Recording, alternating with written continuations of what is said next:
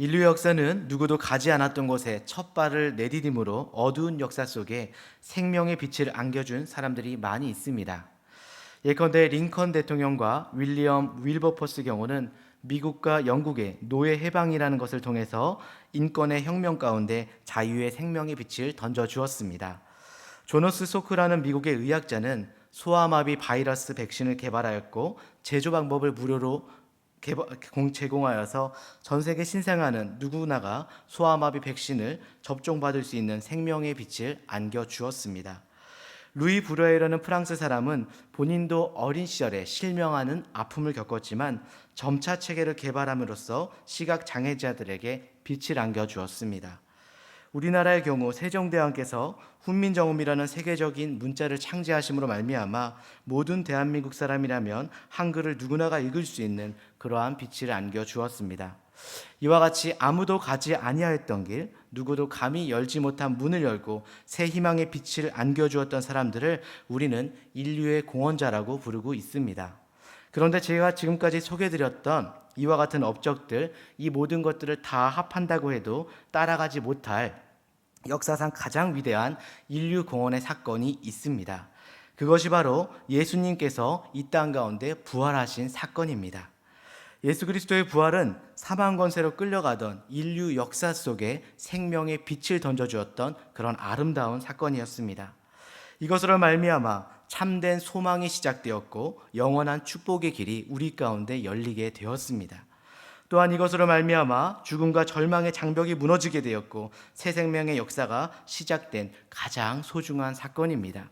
그런데 문제가 무엇입니까? 이와 같이 위대한 부활의 소식을 아직도 듣지 못한 사람들이 우리 주위에 아직도 많이 남아 있다는 것입니다.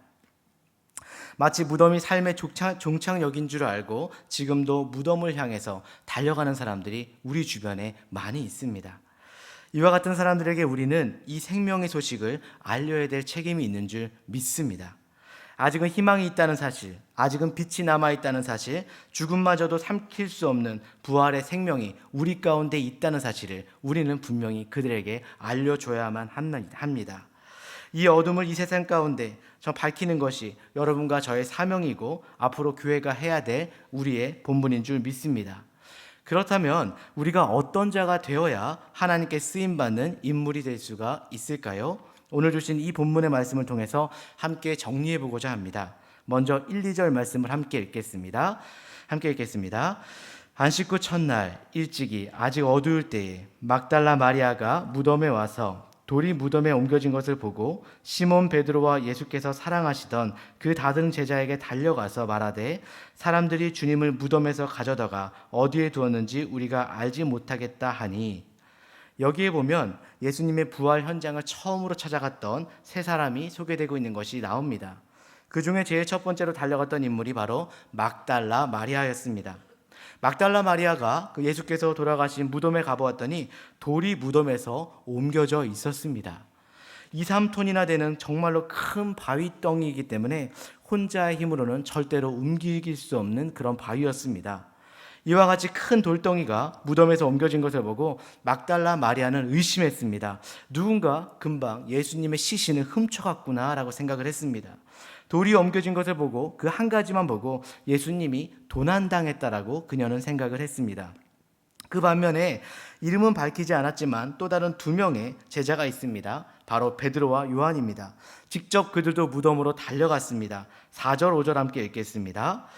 둘이 같이 다름질하더니 그 다른 제자가 베드로보다 더 빨리 달려가서 먼저 무덤에 이르러 구부려 세마포 놓인 것을 보았으나 들어가지는 아니하였더니. 아멘. 이와 같이 무덤 안을 보았더니 아무도 없었습니다. 수건과 세마포만 가지런하게 정돈되어 있는 것입니다. 그랬는데 저희가 방금 읽었던 11절에서 18절까지를 보면 예수님은 부활하셔서 막달라 마리아에게 최초로 자신을 보여주셨다는 것이 오늘 본문에 기록되어져 있습니다. 이렇게 함으로 막달라 마리아는 인류 역사의 최대의 사건인 부활을 목격하는 첫 번째 목격자가 되었고, 그리고 부활을 증거하는 제일 첫 번째 증인이 되었습니다. 우리는 여기서 질문이 한 가지 할 수가 있습니다. 왜 하필이면 부활하신 주님께서는 베드로나 요한 같은 수많은 사도들과 그 외에도 쟁쟁한 그런 역사를 가진 사람들이 많을 터인데 왜 하필이면 막달라 마리아에게 최초로 부활하신 모습을 나타내 주었을까라는 질문이 들 수가 있습니다. 막달라 마리아가 정말로 잘나서 그런 것일까요? 아닐 것일 겁니다. 아니면 막달라 마리아가 갖춘 것이 많기 때문일까요? 아닐 것입니다. 그렇다면 그녀가 완벽한 삶을 사는 훌륭한 인물이었기 때문에 예수님께서 그렇게 하셨을까요? 그것도 아닐 것입니다. 왜 예수님께서 부활의 이 새벽에 막달라 마리아에게 제일 처음 그 부활을 보여주시고 막달라 마리아를 부활을 증거하는 복음의 일꾼으로 세워주셨을까요? 그것은 바로 막달라 마리아만이 가지고 있었던 특별한 영적인 자질이 있었기 때문에 예수님께서 그녀에게 보여주신 것입니다. 바로 오늘날도 마찬가지입니다. 하나님은 부활의 소식을 증거하고 복음을 전할 수 있는 일꾼들을 여전히 우리 가운데서, 이 세상 가운데, 교회 가운데서 찾고 계십니다. 그러나 아무나 복음의 일꾼으로 사용하는 것이 아닙니다. 그렇게 할 수 있는 자질이 우리에게 분명히 있어야지 주님께서도 사용할 수 있는 것입니다. 그러므로 우리가 참 인류 역사에 새 희망을 던지고 하나님 나라의 복음의 일꾼으로 쓰임받으려면 과연 우리 가운데 무엇이 필요할까요? 오늘 본문에 기록된 막달라 마리아의 경우를 통해서 복음의 일꾼으로 갖춰야 될 세 가지 요소에 대해서 한번 알아보도록 하겠습니다. 제일 첫 번째로 우리가 이 세상 가운데 복음의 일꾼이 되려면 예수님을 향한 순전한 사랑이 있어야 됩니다. 무엇이 있어야 된다고요? 순전한 사랑이 있어야 됩니다. 예수님을 사랑하는 마음이 없으면 절대로 복음을 전하는 일꾼으로 우리는 쓰임을 받을 수가 없습니다. 1절을 보겠습니다. 안식 후 첫날 일찍이 아직 어두울 때라고 1절은 기록하고 있습니다. 여기서 아직 어두울 때라는 시간이 몇 시경을 이야기할까요? 바로 유대인들의 시각 가운데 사경을 의미하는 단어라고 알 수가 있습니다. 이 시간은 바로 새벽 3시에서 6시간을 말하고 있습니다. 그러므로 마리아가 무덤에 도착했을 때는 새벽녘인지는 모르지만 집을 나섰을 때는 아직 어두운 밤이었을 가능성이 큽니다. 여러분 생각해 보시기 바랍니다. 여자 혼자서 캄캄한 밤에 정말 불빛도 없는데 그 옛날에 묘지를 향해서 간다는 것이 가히 쉬운 일이었을까요? 저는 생각하기에 정말 무서운 일이었을 것이라고 생각이 됩니다. 저도 어린 시절에 강원도에 산 적이 있었는데 1990년도에 초등학교 때 살았습니다. 그때 가장 무서운 게 버스에서 내렸는데 동이 벌써 져버리면은 가로수가 하나도 없어서 그 컴컴한 그 산길을 가는 거라는 것이 굉장히 무서웠습니다. 산길을 가는데 거기 무덤까지 있는데 정말 공포였기 때문에 버스에서 내리는 순간이 그렇게 두려웠던 그런 시간이 생각이 납니다. 그럼에도 불구하고 여자인데도 불구하고 컴컴한 밤에 묘지길을 갔다는 것입니다. 그녀가 갈 수 있었던 그 이유가 무엇일까요? 그것은 바로 주님을 너무나도 사모하고 사랑했기 때문에 두려움마저도 잊어버리고 그녀는 달려갈 수 있었던 것입니다. 여러분, 사랑하면 두려움이 없어집니다. 사랑하면 무엇이건 넘어설 수가 있습니다. 이것이 바로 사랑이 가진 힘입니다. 그래서 한 여자는 연약할지 모르지만 엄마는 강한 것입니다. 엄마가 자녀를 위한 이 사랑, 이것은 누구도 막을 수 없는 것임을 여러분도 알고 있을 것입니다. 오늘 본문에 기록된 이 막달라 마리아, 우리가 잘 알고 있는 것처럼 그분의 배경은 그렇게 좋지 않았습니다. 막달라 마리아라고 하는 것은 막달라 출신의 마리아라고 하는 것입니다. 유대인들 문헌에 의하면 이 막달라라는 지역은 창기가 살았던 마을로 알려져 있습니다. 그러므로 가장 누추하고 명예롭지 못한 창기들이 살고 있는 그런 마을의 출신이었습니다. 뿐만 아니라 누가복음 8장 20절에 보면 막달라 마리아는 7 귀신이 들렸던 귀신 들린 사람이었다고 나와 있습니다. 그랬는데 창기였고 7 귀신 들렸던 이와 같은 처참한 막달라 마리아를 예수님께서 만나주시고 고쳐주셔서 새 사람이 되게 하신 것입니다. 이와 같이 사람들에게 버림받은 인생, 귀신 들렸다고 해서 누구도 돌보지 않고 케어하지 않고 다가서지 않는 이 막달라 마리아, 그리고 심령 가운데는 수많은 말할 수 없는 상처가 많이 있고 육신은 상할 대로 상해 있는 이와 같이 누구도 돌볼 가치가 없는 이 막달라 마리아를 예수님께서는 그녀를 친히 만나주시고 그녀를 고쳐주셨습니다. 그리고 정말로 그녀가 사람답게 살 수 있도록 존귀함을 심어주셨고 하나님만이 부어주실 수 있는 사랑을 가슴 속에 부어주신 것입니다. 그 막달라 마리아는 이런 예수님을 그리고 그분의 사랑을 잊을 수가 없었습니다. 자기가 태어나서 누구에게도 받아보지 못한 그 사랑을 부어줬던 그 예수님을 그녀는 잊을 수가 없었던 것입니다. 이 사랑을 받게 된 이 막달라 마리아는 그때부터 삶의 방향이 한 가지밖에 없었습니다. 예수님을 위해서 살아가는 삶, 주님만을 바라보며 사는 삶. 그래서 막달라 마리아는 주님이 십자가에 처형당할 때 처형장까지 오게 된 것입니다. 아마도 그녀의 마음 가운데 이런 생각이 있었을 것입니다. 주님 처형장까지 갔다가 나도 한패로 몰려서 처형당하게 된다면 나는 기꺼이 죽으리라 라는 각오로 나아갔을 것입니다. 그녀는 전혀 두렵지 않았습니다. 왜냐하면 진실로 주님을 사랑했기 때문에 죽음마저도 두렵지 않았습니다. 그렇기 때문에 막달라 마리아는 예수님이 처형당하신 그 후에 무덤에 안장되는 것을 보고 그녀는 밤새 뜬 눈으로 기다리다가 새벽 밝기가 무섭게 무덤 안으로 달려갔던 것입니다. 사랑하는 성도 여러분, 정말 주님을 이와 같이 사랑하게 되면 우리도 무덤까지 갈 수가 있습니다. 어디를 달려가도 두렵지가 않습니다. 나의 무슨 어떤 일이 생각나도 어떤 일이 생기게 되더라도 겁나지 아니한 것이 바로 사랑이 가지고 있는 힘이자 파워입니다. 오늘 여러분 마음속에 주님을 향한 이 순전한 사랑이 필요합니다. 우리가 예수님의 사역자가 되고 하나님의 복음을 위해서 쓰임받기 원한다면 제일 먼저 가져야 될 것이 바로 주님이 날 사랑하신 것에 대한 바로 그 감격과 은혜입니다. 그리고 나도 주를 향해서 모든 것을 바치고도 아깝지 아니할 만한 순수한 사랑이 있어야 된다는 것입니다.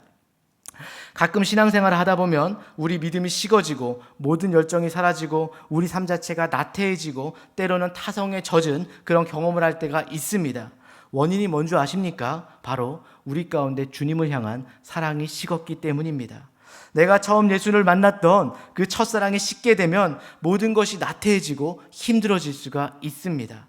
우리가 주님을 처음 만났을 때는 수리를 달려가도 우리는 피곤치 않았습니다. 사람들이 우리를 멸시하고 조롱해도 우리는 기쁘게 당할 수가 있었습니다.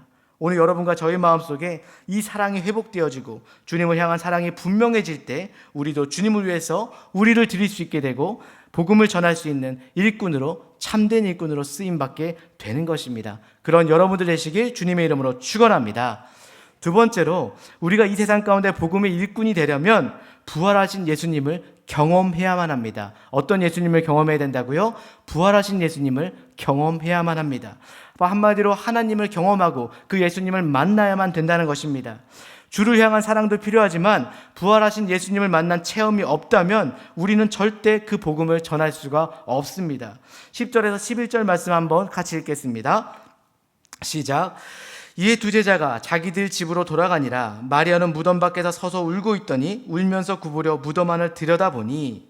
자, 오늘 바로 10절 11절에서 말씀에 의하면 이 막달라 마리아는 그 두 제자가 집으로 간 이후에도 계속 무덤가에 머물렀다라고 성경은 기록하고 있습니다. 이것이 바로 소위 말하는 간절함입니다. 다른 사람들이 다 떠나가도 모든 사람들이 다 떠나갈지 모르지만 나는 부활하신 예수님을 만나게 될 때까지는 절대로 떠나지 않겠다라고 하는 이 굳건한 믿음의 자세가 바로 간절함입니다. 저희 가운데 주님을 향한 이 간절함이 필요합니다. 내가 주님을 만나기 전까지는 이곳을 떠나지 않겠습니다. 주님 응답하시기 전까지는 내가 움직이지 않겠습니다라는 기도하고 믿음으로 나갈 수 있는 자세가 필요하다는 것입니다. 우리는 많은 경우에 적당하게 하다가 포기합니다. 안 되면 할 수 없지. 안 되는 건 안 되는 거야 라고 말할 수 있지만 그러나 그런 삶을 통해서는 진정으로 주님을 체험할 수가 없습니다. 내가 주님을 만나지 못하면 절대 내가 이 자리에서 돌아가지 않겠습니다. 어떤 일이 있어도 모든 사람들이 다 주의 곁을 떠날지 모르지만 나는 끝까지 남아서 포기하지 않고 주님을 만나고 싶습니다. 이와 같은 간절함을 가졌을 때 주님이 여러분을 만나 주십니다.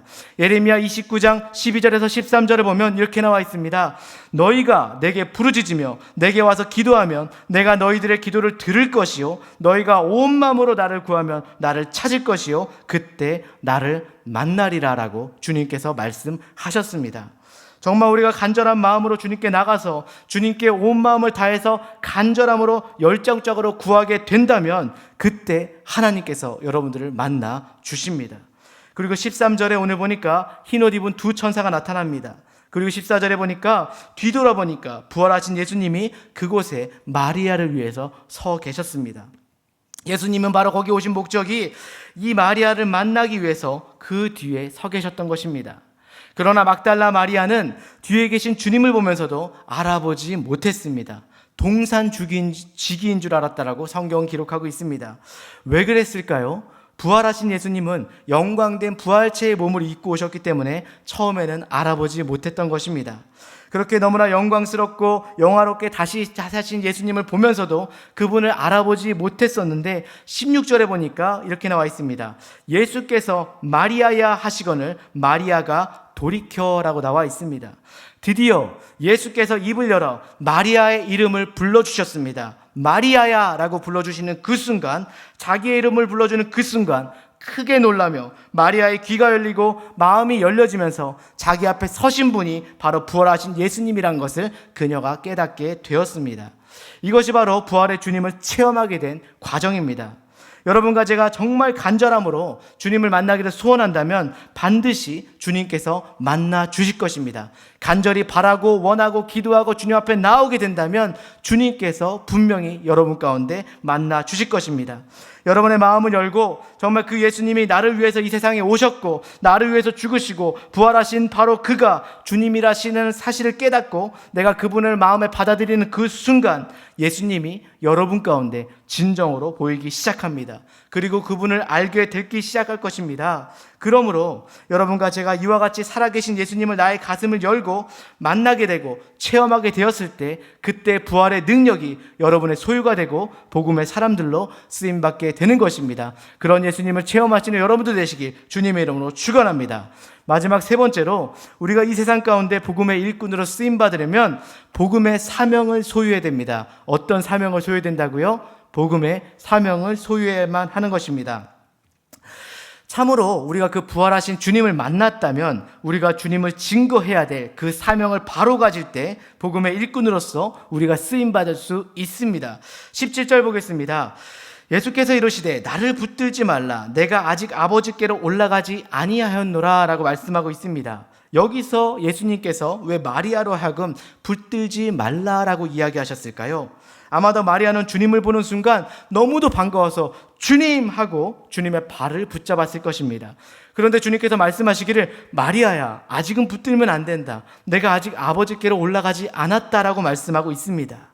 승천하기 전까지는 부활하신 예수님을 만질 수도 없고 붙들 수 없었나요? 정말 그런 뜻일까요? 만일 그런 경우라면 바로 뒤에 나올 도마의 케이스에 대해서 설명할 길이 없을 것입니다. 예수님께서 아직 승천하시기 전에 제자들을 찾아가셨습니다. 도마가 의심하는 것을 보고 주님께서 뭐라고 하셨습니까? 내 손으로 나를 만져봐라. 내 옆구리에 손을 넣어보라라고 하고 직접 만져보고 넣어보았습니다. 그러므로 승천하시지 않으셨기 때문에 부활하신 영체이기 때문에 만지지 말라는 그런 뜻이 아닙니다. 이것은 다른 의미가 있습니다. 여기서 만지지 말라는 의미는 요즘 유행하는 환불 원정대가 있는데 Don't touch me라고 얘기하죠. 예수님께서 말하는 Don't touch me가 아니라 Stop holding on me. 계속해서 나를 붙들고 있지 마라. 계속해서 지체되도록 나를 만지지 말라는 것입니다. 왜냐하면 마리아는 예수님 만난 것이 너무나 반가워서 주님을 붙들고 계속 있는데 무덤 안에서 주님만 계속 붙잡고 있으면 어떻게 하느냐라는 그런 말입니다.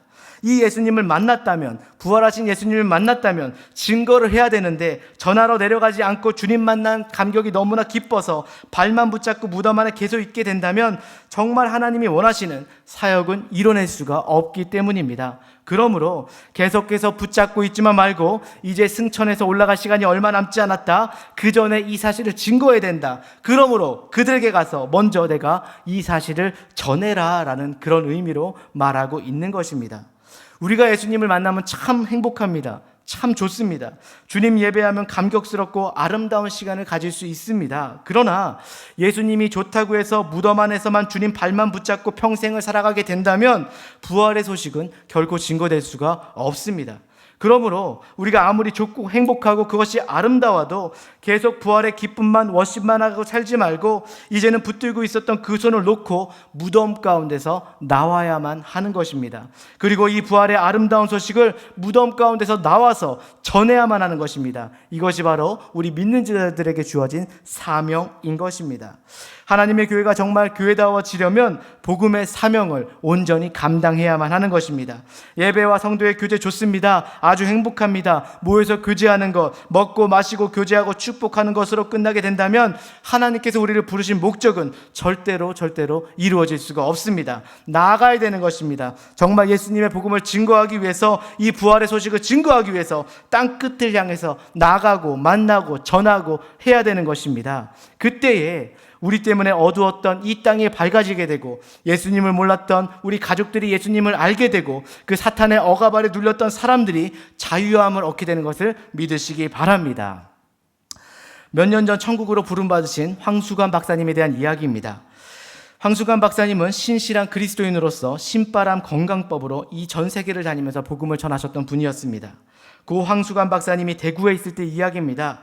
한 집회에서 큰 은혜를 받은 박사님은 이제 이 미지근한 신앙을 청산하고 이제는 전도자의 삶을 살기로 결단했습니다. 황 박사님이 예수님 만나고 나서 너무나 기뻐서 이 복음을 전하야겠다는 열망이 막 들기 시작했습니다. 그래서 어디를 가든지 전도지를 가지고 다녔습니다. 그런데 전도지를 가지고만 다녔지 실제로 전도는 한 번도 잘 못 해봤습니다. 왜냐하면 자신감도 없었고 전도할 기회도 잘 오지 않는 것 같았습니다. 그런데 마침 춘천에서 학술대회가 열렸습니다. 박사님은 생애 처음 전도에 한번 도전해보려고 전도지를 챙겨서 참석했습니다. 그러나 세미나가 끝날 때까지 단 한 명에게도 자신 있게 전도지를 주지 못했습니다. 아이고, 오늘도 이번에도 꽝이구나. 오늘 결국 아무 전도도 못하고 열매 없이 대구까지 내려가는구나 라고 생각하고 기차를 탔습니다. 서울을 경유해서 대구로 가는 열차 안에서 학술대회에서 몇 번 마주쳤던 교수님을 만나게 되었습니다.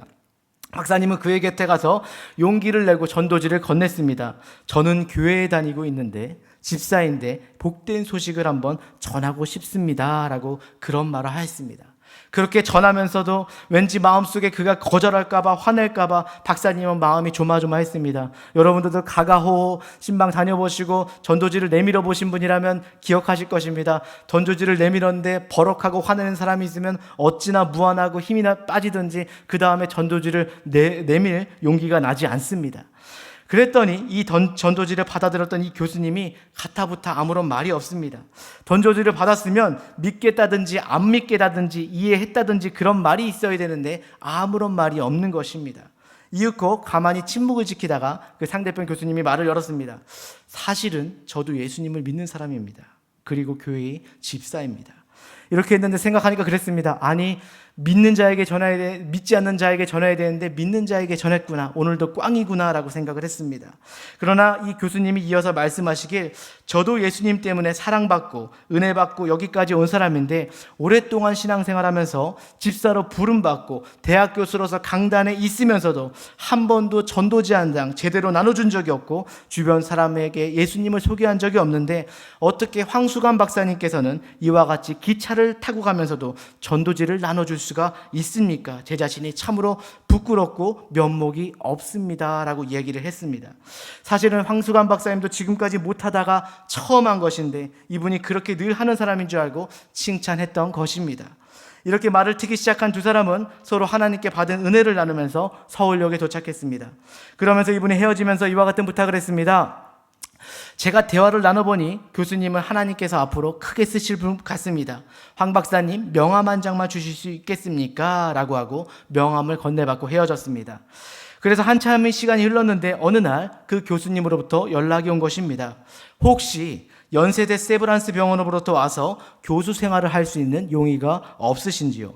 괜찮으시다면 제가 서울에 올라오시도록 추천을 하겠습니다 라고 했습니다. 참으로 놀랍게도 전도지 한 장 내민 것이 추천장이 되어서 날라왔던 순간이었습니다.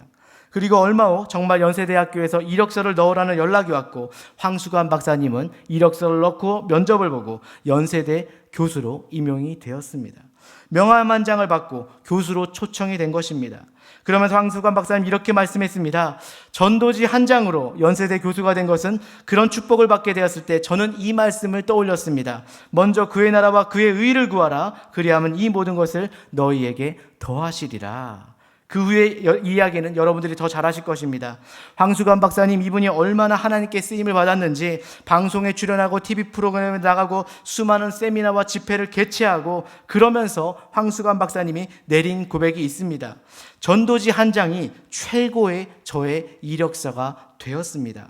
그렇습니다. 바로 이렇게 예수를 증거하는 이 삶이 우리 인생에서 최상의 이력서가 될 줄 믿으시기 바랍니다. 여러분, 이것보다 아름다운 이력서는 없습니다. 사망 권세 깨뜨리고 다시 사신 예수님을 소개하는 이것보다 더 아름다운 뉴스는, 복된 소식은 없는 줄 믿습니다. 사랑하는 성도 여러분, 우리가 이웃에게 전한 복음, 가족에게 건넨 복음은 하나님의 추천장이 되어서 반드시 여러분 삶 가운데, 인생 가운데 돌아오게 될 것입니다. 하나님은 분명히 우리에게 전한 이 복음을 통해서 반드시 여러분 삶 가운데, 자녀 가운데 열매 맺게 하실 것입니다. 여러분 한 분 한 분이 이 놀라운 은혜 가운데 여러분의 삶을 거시기를 주님의 이름으로 축원합니다. 이번 VIP 새생명 축제를 통해서 내가 만난 하나님의 은혜와 감격을 사랑하는 가족들에게, 사람들에게 마음껏 전하시는 여러분들 되시길 바랍니다. 하나님의 영원한 생명을 함께 누리시고 은혜와 축복이 넘치는 삶이 되시길 주님의 이름으로 축원합니다.